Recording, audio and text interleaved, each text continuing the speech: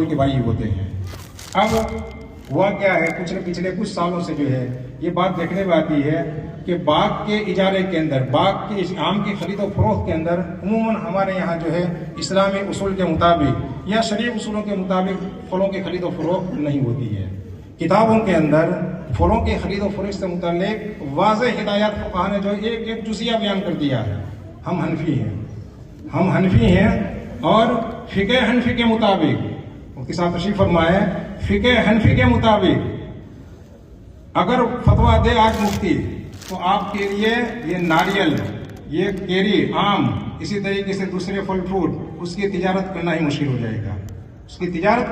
جائے گا، ظاہر الروایات تو یہی ہے ہمارے یہاں۔ بدوغ صلاح کی جو تفسیر ملتی ہے ہمارے یہاں، تو حضرت شیخین کا تو یہ کہنا ہے کہ اگر پھل تیار ہونے کے بعد، مکمل پھل تیار ہونے کے بعد بھی پھل کی جو خرید و فروخت ہوئی تو بھی ضروری ہے کہ جیسے ہی جو ہے یہ عقد ہو گیا، معاملہ ہو گیا، سودا ہو گیا، فوراً خریدار کو وہ پھل اتارنے ضروری ہوں گے۔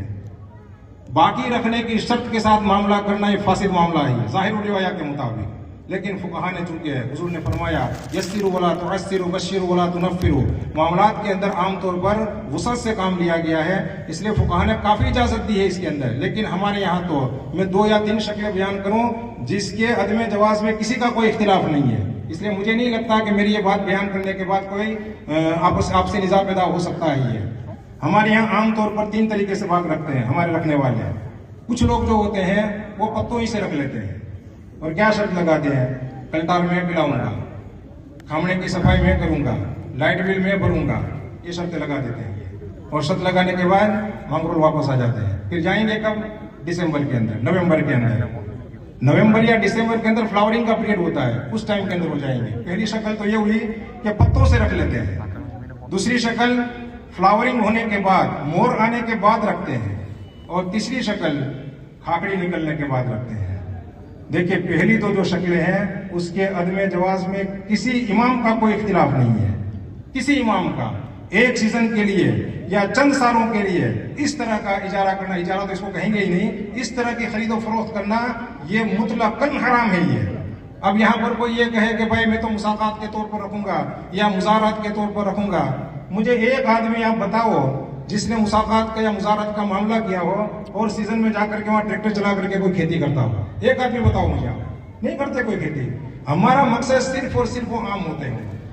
ہماری جو نیت ہوتی ہے وہ صرف اور صرف اس عام کی ہوتی ہے، اس لیے ہم اپنا یہ قیمتی سرمایہ، ہمارا قیمتی روپیہ اس طریقے سے ہم نہ لگائیں۔ ہمیں پتوں سے رکھنا یا فلاورنگ کے پیریڈ میں رکھ لینا، اس کے جواز کی کسی کی یہاں کوئی گنجائش نہیں ہے، نہ اس میں مساقات کی شکل نکلتی ہے نہ مزارات کی کوئی شکل نکلتی ہے۔ تیسری بات، جو کھاکڑی ہونے کے بعد، پھل نکلنے کے بعد رکھتے ہیں، اب اس میں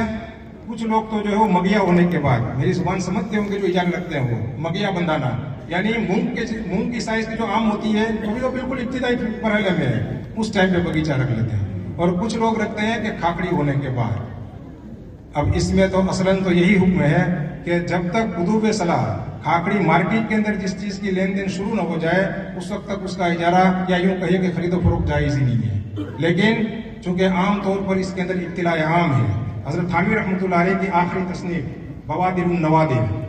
حضرت تھانوی رحمۃ اللہ علیہ کی آخری تصنیف ہے بوادر النوادر، اس بوادر النوادر کی دوسری جلد کے اندر حضرت نے 2.5 صفحے کا ایک مقالہ لکھا ہے صرف اسی کے اوپر، پھلوں کی خرید و فروخت کے اوپر، اور اسی مقالے کی تشریح کی ہے ہمارے حضرت مولانا خالد سیف اللہ رحمانی صاحب دامت برکاتہم نے فقہی مقالات کے اندر، لفظ پر لفظ اس کی تشریح ہے۔ میں نے دونوں کو ملا کر کے دیکھا، حضرت تھانوی رحمۃ اللہ علیہ نے جو مقالہ لکھا ہے 2.5 صفحے کا، اسی کو پھیلا کر کے حضرت مولانا خالد سیف اللہ صاحب نے تقریباً جو 10-12 صفحے کے اندر لکھا ہے۔ کھاکڑی کے پیریڈ کے اندر اجارہ رکھنے کی جواز کی شکل صرف یہ ہے کہ کھاکڑی مارکیٹ میں جب تک نہ آ جائے تب تک ہم رکے ہیں، اور کھاکڑی مارکیٹ میں کب آتی ہے؟